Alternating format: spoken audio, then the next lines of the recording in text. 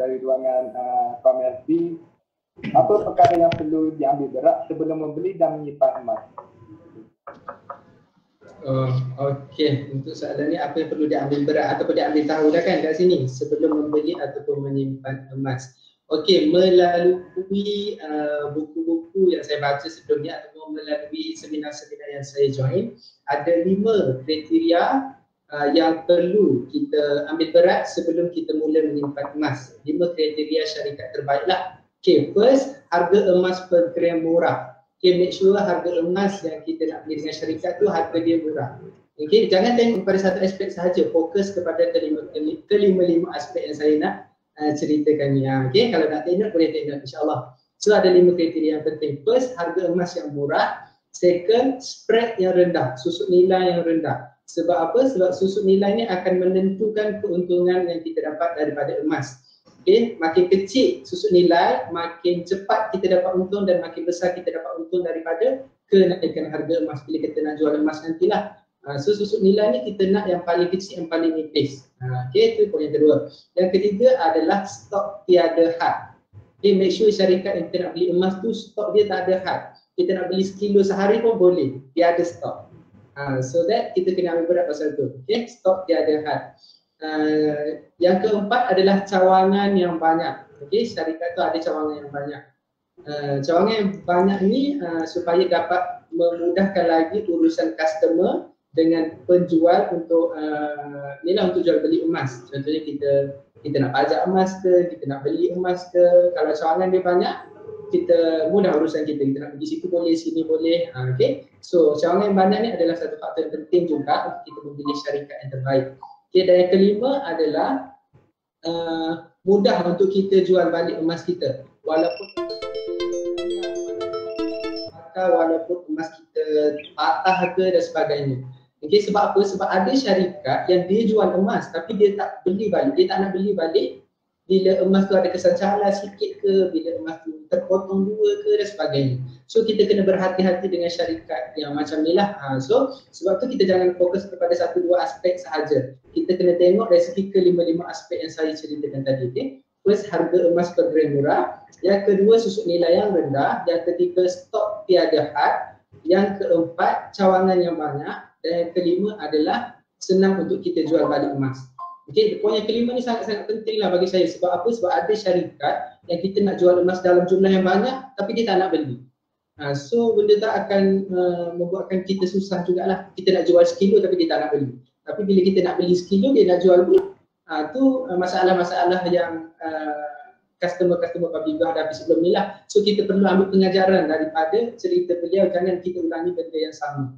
Okay, fokus kepada 5 kriteria ni dan supaya lebih mudah dan jelas, sebenarnya 5 kriteria ni ada di syarikat public gold. Okay, di mana syarikat yang saya dan Tuan Azam Miri tengah buat sekarang lah. Okay, kelima-lima aspek ni ada pada syarikat public gold. Sebab apa? Harga emas per gram murah. Okay, emas syarikat public gold ni sangat-sangat murah daripada kilang terus kepada pengguna. Dia tak ada kepada ejen, kepada kedai, kepada dealer dan sebagainya. Sebab kami dealer, kami pemudah cara orang lain untuk simpan emas.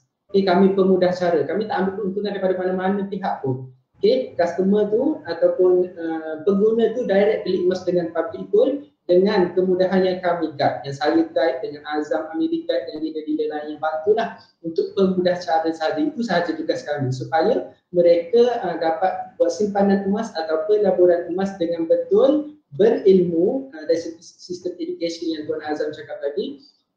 Yang lebih penting adalah kita bagi orang Muslim ialah patuh syariah lah. Okay. Yang pertama tadi harga emas per gram murah. Yang kedua adalah susuk nilai emas. Okay. Susuk nilai emas public gold ni sangat-sangat rendah, iaitu dia punya range 6 hingga 9% sahaja. Okay, so sangat-sangat rendah. Kalau anda jumpa syarikat kat luar sana yang ada susuk nilai yang lagi kecil, bagi tahu saya, bagi tahu Azam. InsyaAllah. Okay, sebab setakat ni dalam 4 tahun saya dengan public gold, Azam pula dah 8 tahun bersama public gold jadi seorang penyimpan emas. Setakat ni susuk nilai yang paling kecil adalah syarikat public gold lah. Okay, dan yang ketiga tadi adalah stok tiada had. Okay, dengan public gold ni nak beli sekilo sehari pun tak ada masalah. Okay, nak beli setiap jam sekilo pun tak ada masalah. Stok ada insyaAllah. Okay, so dari segi yang keempat cawangan public gold. Okay, Okay, untuk pengetahuan semua, cawangan public gold ada lebih 18 cawangan di seluruh negeri di Malaysia dan juga di Indonesia. Di Jakarta pun ada satu cawangan public gold. So di setiap negeri ada cawangan public gold, kecuali di Perlis.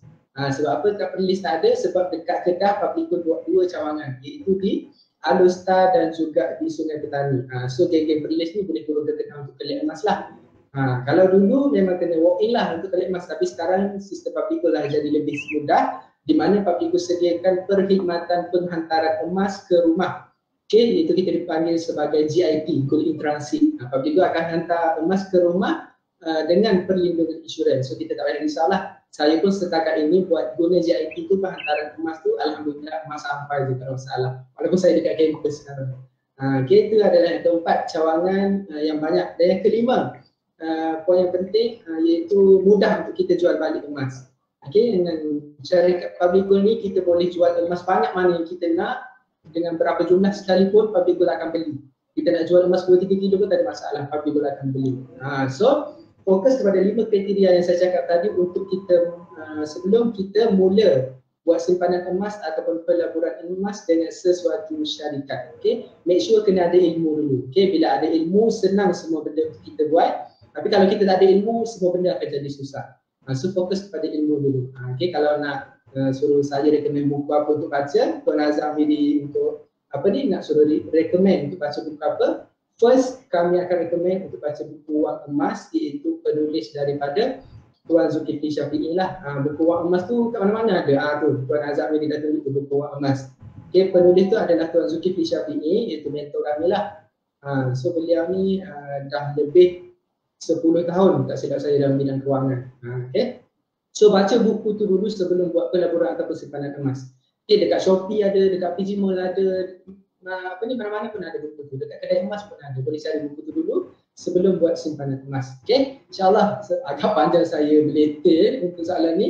Tapi harap-harap dapat sesuatu lah supaya kita semua tak kena scam dan sebagainya. Okay, so itu sahaja daripada saya. Sekian, terima kasih. Okay, jadi soalan